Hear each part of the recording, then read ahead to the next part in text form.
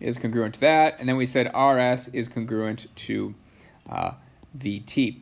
In order to use our hinge theorems, you have to have two congruent sides, and then you have to know the angle between it. So they're talking about TSR. So let me highlight that.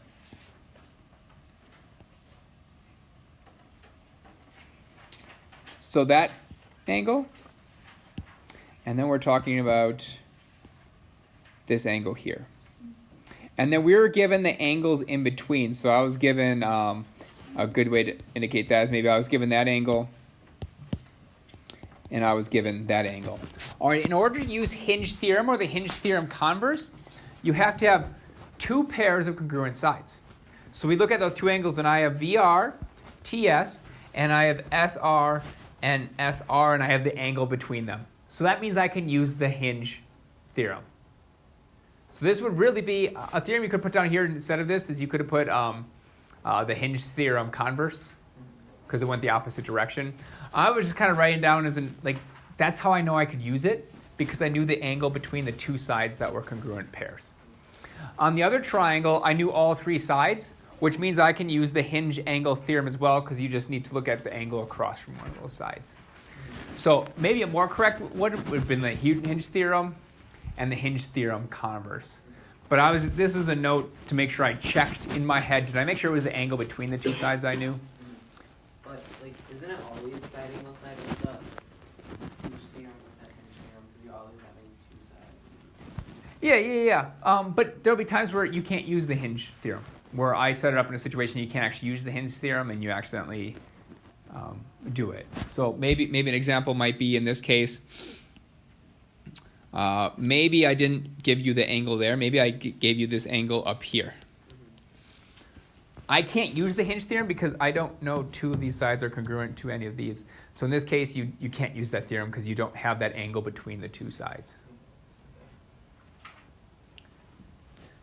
Does that make it a little clear? Yeah. So this probably would have been better hinge angle converse, but I wanted to have this discussion, so I wanted someone to bring it up. Is his house? All right.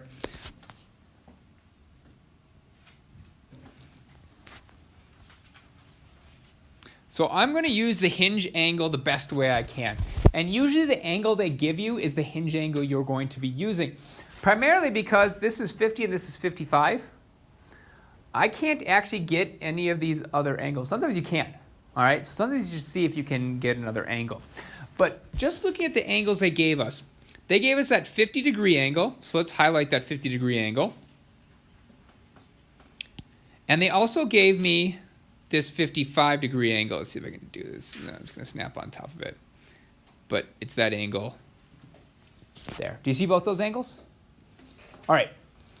To use the hinge angle theorem, I need to know the two other sides that are surrounding that angle are congruent in both triangles. So if we look at B to C, they share that side. And then both of them are 7. So they both have a pair of congruent sides, and I know the angle between them. Well, the hinge theorem says if both of those pairs are congruent, then the third side that's opposite the bigger angle is going to be longer. So if I look opposite that 55 degrees, maybe I'll use green. That doesn't show up, does it? Let's just make it bigger. All right, so this is that side opposite 55 degrees. That's going to be bigger than the side opposite this 50 degrees. So that means AB must be bigger than DB. Well, if AB is bigger than DB, then the angle opposite AB, which is angle 1, must be bigger than the angle opposite DB, which would be that 2. So in short, I said 55 degrees is the bigger angle. So that means the side across from it must be the bigger side, which happened to be AB. And the angle across from that side, which was angle 1, must be bigger than that angle opposite 2. So it's kind of like a puzzle. You got to connect 55 to see where it would go. And then you got to go from 50 back to 2. that make more sense? Good. Other questions? Enza. Number what? 10.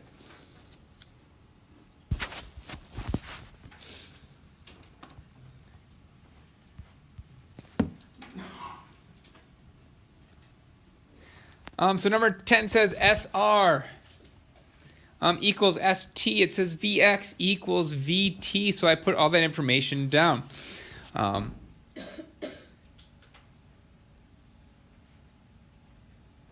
Well, here's the thing. If V to X equals V to T, that must mean that V to R is bigger than V to T, because you have this little addition here. So that's why I put over here V to R must be bigger than V to T. Then they ask for SV or RSV. Well, RSV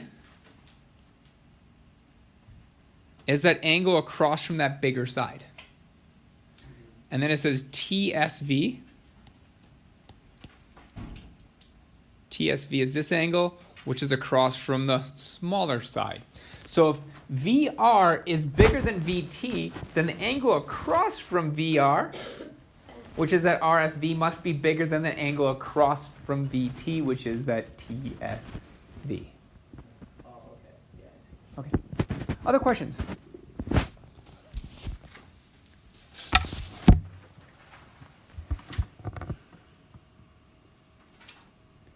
Do you know there's an unsolvable problem on here?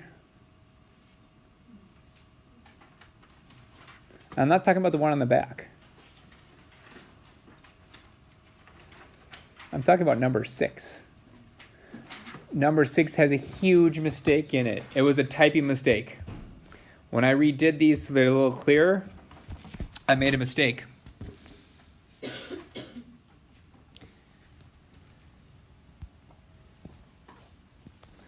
I made this 76 and this 75, and then I said it was an isosceles triangle. Can an isosceles triangle have two different size base angles? No. So what it should have really been is it should have been 75 and 75, or 76 and 76 degrees. It was actually unsolvable without it being an isosceles triangle. Yeah. How did we know it was an isosceles? Because it was supposed to be 75 and 75. Yeah, but I'm telling you it was supposed to be a 75 and 75. okay. If it's a 76 and 75, it wouldn't be an isosceles triangle, and I wouldn't be able to solve it like I did. How did I still solve it without knowing? I think you solved it by just looking at the 8 and 9. Yeah, that's what I did. But the problem is, if this was originally 76 and this was 75, that means this side would be longer than this side, and I wouldn't have those two pairs of congruent angles. Oh, okay. Or sides, I should say. Because in order to use the hinge theorem, you need to have two pairs of congruent sides like it's set up right now. And the only way to do that is that was 75 and 75. Wait, so how does the 76 and 75 look? Something, like, how does it change the 20 and the 20? It doesn't change the 20 and the 20. Oh, so then why wouldn't it be solved? Because if I erase this, then I have to erase these congruent symbols, because those won't be the same. And the hinge theorem, the number one thing it says in the hinge theorem is you have to have two pairs of congruent sides. And we no longer have two pairs of congruent sides because it's 28 and an unknown, a 20 and 9 and an unknown, but those two unknowns aren't congruent, so I couldn't use the hinge theorem either way. We need to know this to work with changes the sizes of shapes, like ratios of shapes, like making a triangle 3 times the size of another triangle, or making a rhombus 4 times the size of another rhombus, and well, how does that affect our angles and our sides? So today we're going to start with the basics, and that is, what is a ratio? A ratio is just a comparison of two numbers. It's the comparison of two numbers. Yeah.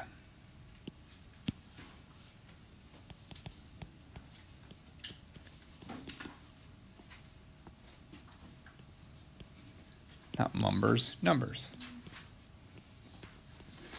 All right, it's just a comparison of two numbers. And there's three ways that we can write these ratios. The first way is a fraction. We could say 3 over 5. 3 over 5 is a ratio. Note, fractions and ratios are the exact same thing. So when your answer is a fraction, you actually have a ratio as an answer. Another way you can write a ratio is with a colon. So you could write this as 3 to 5. Finally, we can use the word 2 and write 3 to 5. In fact, this colon is said 2. You don't say to someone 3 colon 5. You say 3 to 5. Like the ratio between, teachers to students is a small number to a much bigger number, but you don't say colon. But I do want to note that all of these are the exact same ratio. Those are all the exact same ratio.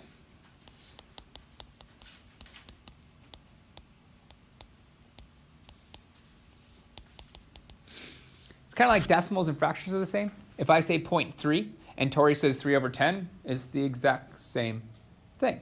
It's just a different way to write it. Moving forward, we're going to primarily use fractions, except for one kind of setup, because tomorrow, like I said, we're going to talk about scaling objects bigger and smaller. So that's when fractions are going to be more useful. All right, the next thing we're going to talk about is how important order is to ratios.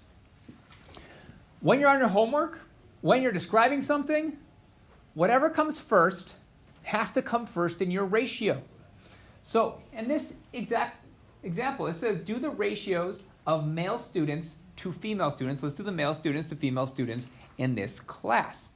So since it says the male has to come first, we're going to put male on top of our fractions. So let's count how many. Wow, we really portioned ourselves out over here.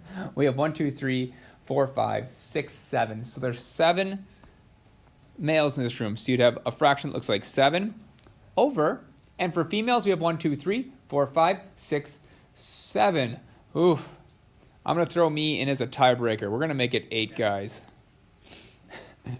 I don't like when it's 7 over 7. So that means there are 8 males and 7 female, but the male has to be on top.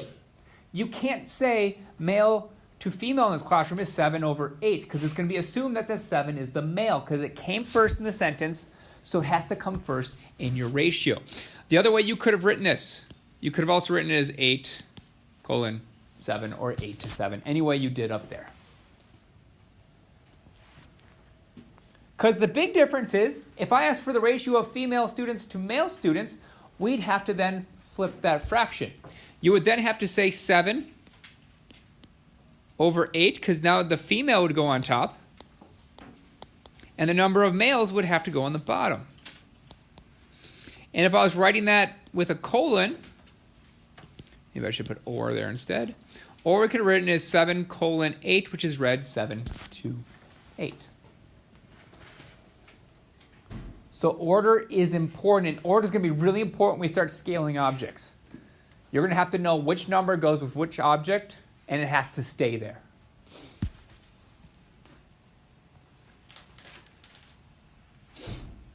All right, using the colon method, you can actually link 3 things together, saying that they hold a specific ratio. So using the colon method, we can compare 3 or more numbers at the same time. The statement that 3 numbers are in a ratio C to D to E is read C to D to E, which means 3 important facts. The first ratio is going to hold true, and that is that the numbers C to D. In other words, this is C over D. The ratio of the last 2 numbers, so that'd be D over E. And finally, the ratio of the first numbers, C over E. But the big thing is to know each one affects the others.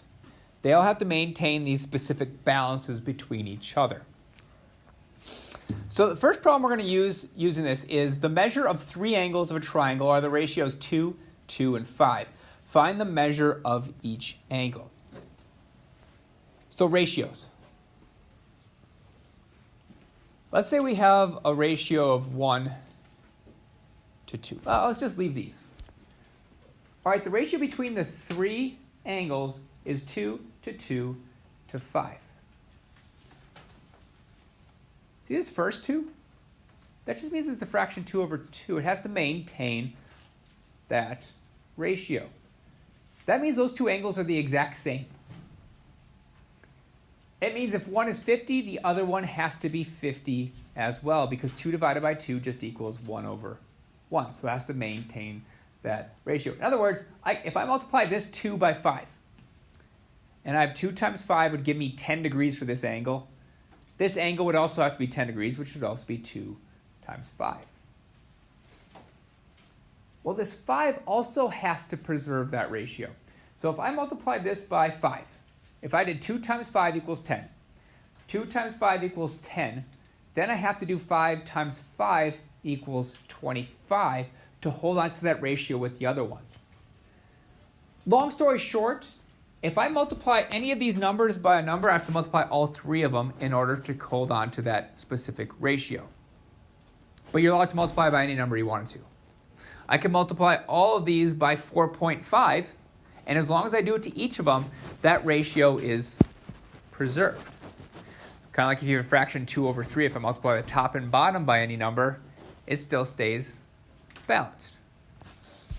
So keeping that in mind, anytime I see a ratio of like 2 to 2 to 5, in my mind, I'm really thinking, well, that's really a ratio of 2x,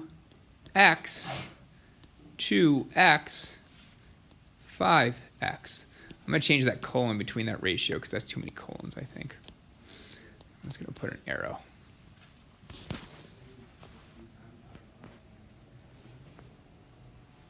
And no matter what that x is, the ratio will be preserved between all three of the angles. Well, this is really just a holding place for our three angles.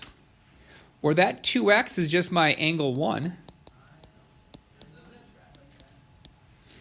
This one is a second angle. We'll call it angle 2. And finally, this is the ratio for my third angle, angle 3.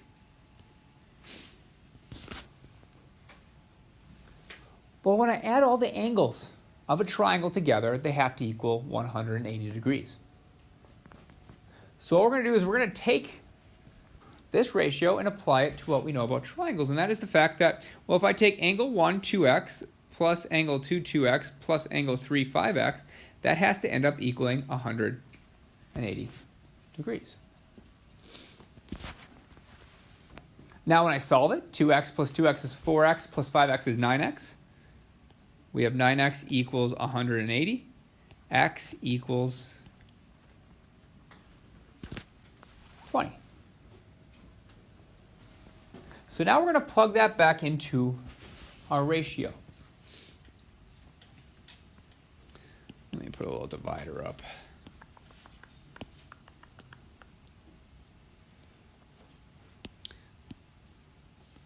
So let's do angle 1. Was that 2 times x, which in this case is going to be 2 times 20, which is 40 degrees. Angle 2 also equaled 2x, which is going to equal 40 degrees. And finally, angle 3 equals 5 times x, which equals 100 degrees. Now, I want to check to make sure this all worked out. First of all, it has to equal 180. It does. My first two angles need to be the same, 40 and 40. That's good. And then we have to preserve this ratio 2 to 5, which means 2 over 5. And quickly think in your head, what's 40 divided by 100 simplified? Sam? Wait, in a fraction? In a fraction, yeah, or 2 over 5. 2 over 5. It'd be 2 over 5, which holds on to that ratio, right? So this 2 over 5 is the same thing as 40 over 100 equals 2 over 5. This 2 over 5 is 40 over 100, which is also 2 over 5. So all those ratios are preserved, and it adds to 180. Questions on that? Because that can be really confusing. All right. Simplifying ratios. That's what we kind of just did in that problem. We said 40 over 100. I got it. 12 divided by 20. What does 12 divided by 20 simplify to? Yeah. It is 3 over 5. Remember, what we're trying to do is we're trying to divide the top and bottom by the biggest number that goes into both of them. That would be dividing both in top and bottom by 4, which is going to equal 3 over 5. Remember, anything on top of itself just equals 1. Table over table equals 1. 2 over 2 equals 1, which means P over P also just equals 1. That's why you'll hear that when you have something on top of itself, it just cancels out. It really turns to 1. Not really canceling out, they just turn to 1. And this one's just going to equal 3 over 5.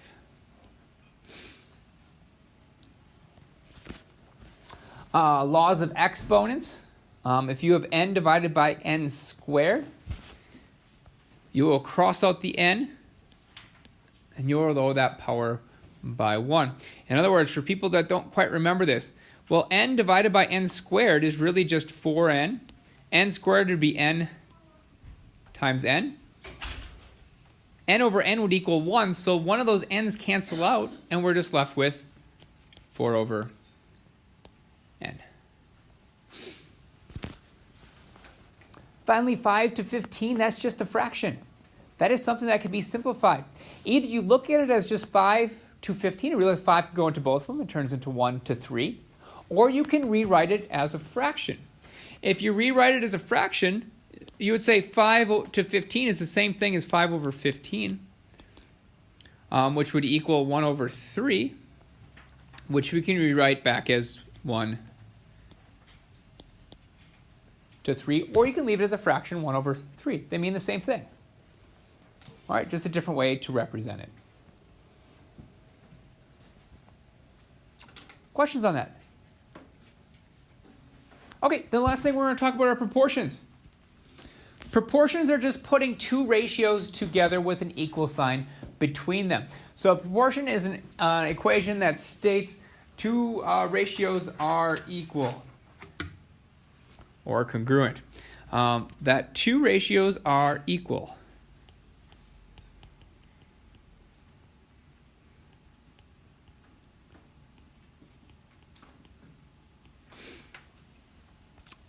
So an example of a proportion would be something like 7 over 49 equals 1 over 7. Are those two ratios equal to each other? Yeah, they are. So this is in fact a true proportion. It is true. I'm going to put that little note right there because sometimes you'll be asked if something is true or false. That is true. Proportions don't always have to be true. Sometimes they're false.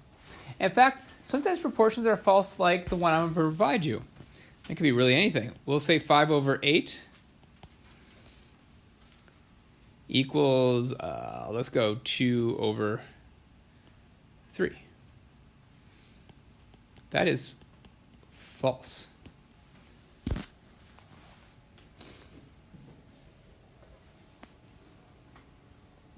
Moving forward, most of them will be true because we're going to be trying to show that two things kind of preserve the same proportion. Like if I get a really big triangle and compare it to a really small triangle that have the same proportions, we're going to need true proportions like that.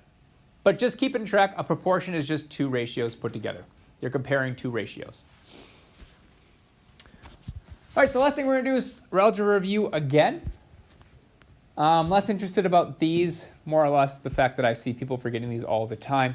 Difference of squares, if you have a squared minus b squared, it equals a minus b times a plus b. So in example A can be rewritten as x squared minus 2 squared, which means it is in fact a difference of squares. So we'll have x minus 2 times x plus 2. For the other one, we have c squared minus 36. Well, 36 is really just 6 squared. So we can rewrite this as c minus 6 times c plus 6. All right, the more interesting one is the factoring one. You do have to know a method of factoring. You have to know a method of factoring, and guess and check isn't the only one you should know how to do. All right, so if you're doing a different one, if you're doing a different like Snowflake or something, you sure can use it. I'm just going to go through my factor by grouping again. So factor by grouping means you have to come up with 2 columns. An air conditioning column, A times C, and a B and C column, which is just your B term. Note your A term is always the one in front of your x squared. Your B term is always the one in front of your x. And your C term is always that constant. So we're going to do A times C. That would be 12 times negative 2 is going to be a negative 24. My B term is 5. Since my air conditioning column is a multiplication, in that column, I'm looking for 2 numbers that multiply together to give me negative 24. So in your head, you're thinking of like 1 times negative 24, negative 1 times positive 24, 2 times a negative 12, negative 2 times positive 12, so on and so forth. This list contains all of them. But you want to narrow that list down because when I add them together, they need to equal 5. Who could tell me what 2 numbers multiply together to give you negative 24, but when you add them, they give you 5? Ishana. Negative 8 and 3. So negative 8 plus 3. 8 and negative 3. That's why I always do this check, because on a test, it's really easy just to get the wrong one. I always do that check over there because you would have came up with negative 8 plus 3 equals negative 5. That wouldn't work. But if I did 8 and negative 3, we'd say 8 plus a negative 3 equals that positive 5. That's the one I want. And what we're going to do is we're going to take that 8 and 3, negative 3, and split this middle term apart. So rather than having 5x, we're going to now have 8x minus 3x. Doesn't matter what order you do it in. It could be a negative 3x and a positive 8x. You'll come up with the exact same answer. Then we'll bring all the other information down. So the only goal of this is to split your middle term apart so you can have a binomial plus a binomial. Because at the end of the day, I want a binomial times a binomial. So we created 2 binomials. Let's do this one first. Oof, it's a bit heavy-handed. That's a binomial. It's got 2 terms in it. Bless you. Wait, that wasn't a sneeze, was it? Well, then I retract my bless you. All right, so I'm looking for the biggest thing that goes into 12x squared and the biggest thing that goes into 12x squared and 8x. So the biggest thing that goes into 12 and 8 is a 4. The biggest thing that goes into x squared and x is an x. 12 divided by 4 is 3. X squared divided by x is just x. 8 divided by 4 is 2. X divided by x is just 1, so it's 2 times 1. But that seems pretty ridiculous to write it, so we're just going to write it as just 2. Then we take our other binomial, which is at negative 3x minus 2. The biggest thing I can pull out of those is a negative 1. That will just make everything positive, so we'll have 3x plus 2.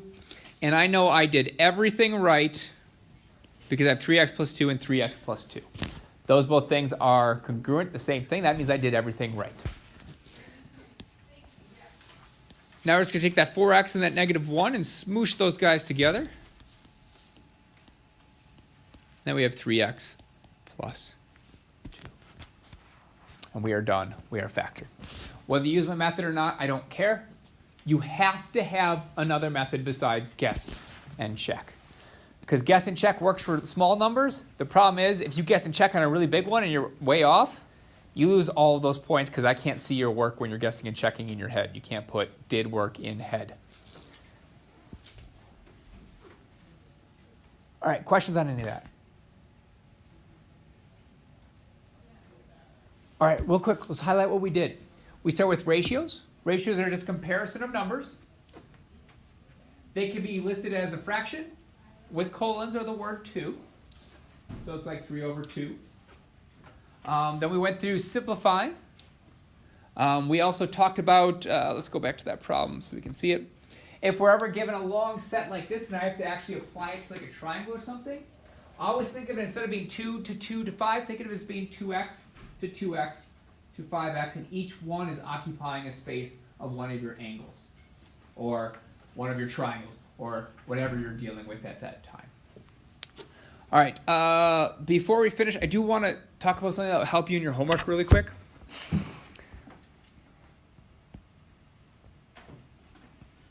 Let's talk about different ways to write something. Let's say I have 42%.